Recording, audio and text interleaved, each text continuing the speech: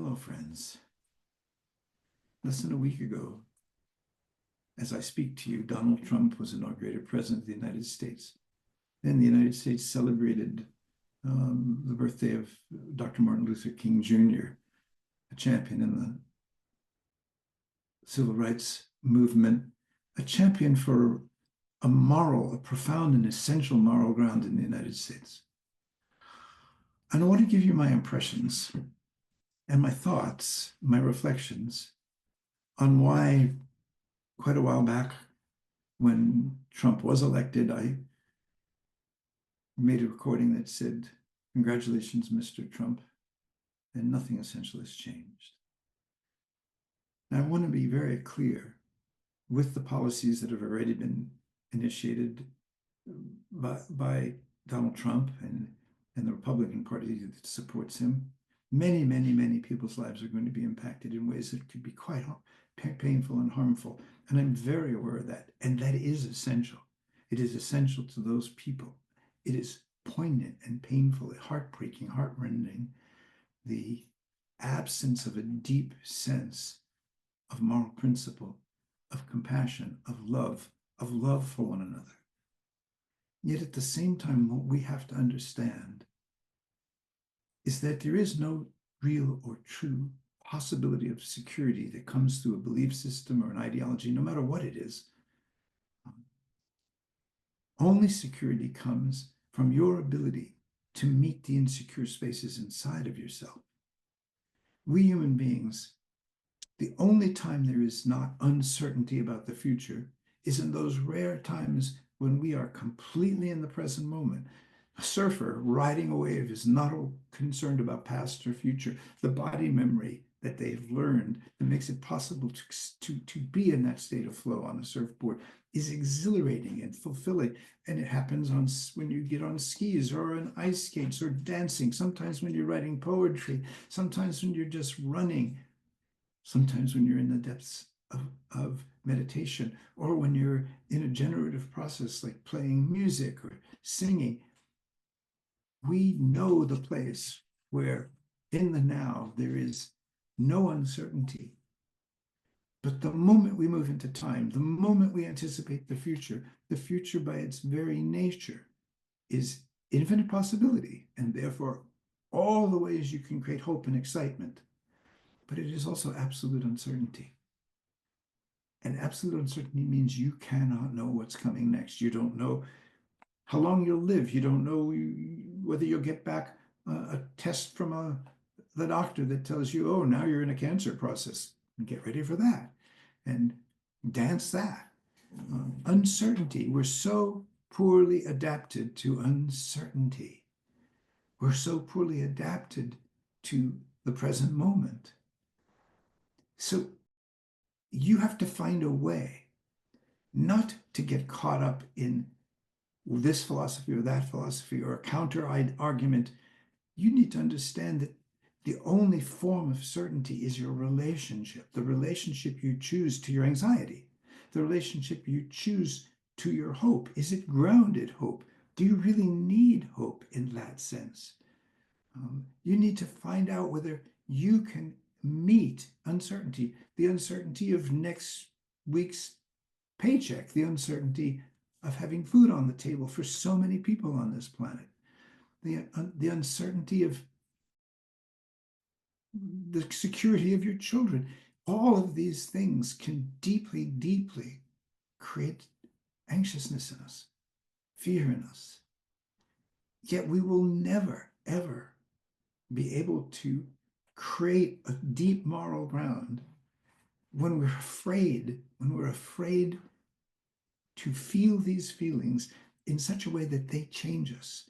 You don't know something until you enter it deeply, and it changes you in the act of entering it. I say, how you touch is how you touch. The quality of awareness you bring, the quality of attention you're bringing right now to listening to me is exactly how you're experiencing me. The quality of attention you bring to anything in your life determines how that touches you and influences and affects you. Everything we say no to hits us forces us, moves us into fear, moves us into planning and strategy and anxiety and contractedness. Anything you touch really softly opens you up. You become spacious. There is deep understanding. You feel like there is a ground underneath your feet. There is a ground within your being. Nothing in that sense has changed because Donald Trump has his own philosophy of how government should happen, or sees himself as some sort of emperor. It doesn't matter how we characterize him, as long as you don't spend time inside of yourself characterizing him in a way that contracts you or makes you righteous. It's no point in doing that. It closes your heart. It weakens the very thing we need collectively to face the truly difficult things that are in front of us. No, the uncertainty of the climate, the uncertainty of the next pandemic. These things require human beings who are here, deeply grounded in themselves, and are not going to fight to save their own lives, but are going to stand up in a moral ground and treat every person as you would like yourself to be deeply seen and treated, always. So there's not much we can say about all that change. It doesn't make me anxious. It doesn't make me angry. I understand why human beings are the way they are. I try to share that now. I try to share that with in all my messages. Find your way to a deeper ground in yourself that cannot be taken away from you because presidents change, wars come and go, life and death, or just the mix always. Uncertainty is, as a sensation, one of love's most subtle and difficult disguises. To learn how to be in that uncertainty in your own life, that is how you begin to become the body of love. That you can rest and relax. Uncertainty is there. All kinds of possibility is there.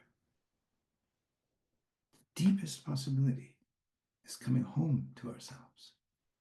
The deepest possibility is making peace with anything that chases us out of our hearts and into our head.